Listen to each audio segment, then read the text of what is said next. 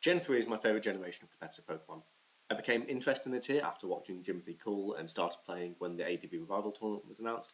I was eliminated in the second group stage, but I had a lot of fun learning that tier, although part of that learning was getting used to the different mechanics present in that generation, and I'm still learning new ones to this day. One of my favourite interactions with these wacky mechanics goes as follows. I lead Skarmory and my opponent leads Zapdos. This is fairly standard. I switch into my Swampert to be immune to their Thunderbolt. They fire a Hidden Power Grass, which takes me down to really low HP, and Swampert uses counter to one-shot Zapdos. What? At surface level, this makes no sense. Zapdos is using a special attack, as Grass is a special type in this generation, which is hitting into my special defense stat, yet it's still able to proc counter, which is only meant to be able to use the damage from physical attacks. Well, this interaction occurs because of how Hidden Power is seen by the game itself. Hidden Power is a move which can become any type in the game, and takes on the physical or special properties of whatever type it's mimicking. However, while it will deal effectiveness as the type it becomes, the game still sees it as a normal type move. Normal type moves, in all other situations, deal physical damage and can therefore be countered, allowing my Swampert to KO the enemy Zapdos. This can also work against defensive Celebi, which doesn't kill a standard physically defensive Swampert with a single Hidden Power Grass.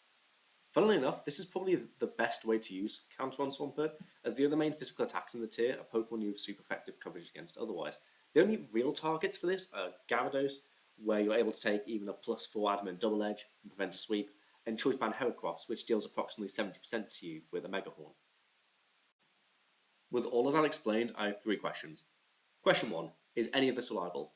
Not at all. You're relying on the opponent having Hidden Power Grass, instead of, for example, Giga Drain on their Celebi, or the Hidden Power Ice, or even just plain old Toxic on Zapdos.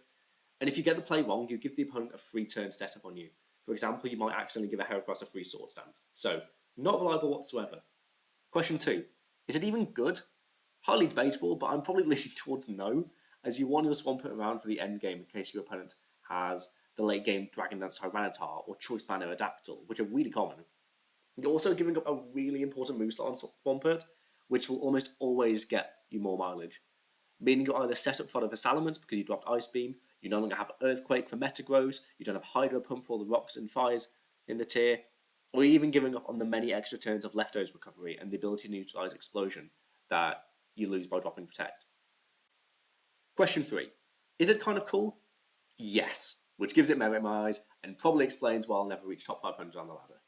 Thanks so much for watching this video. The next video is going to be a tier list for all the Pokemon in Generation 3 Zero used, if I can get it made before they ban Corsola.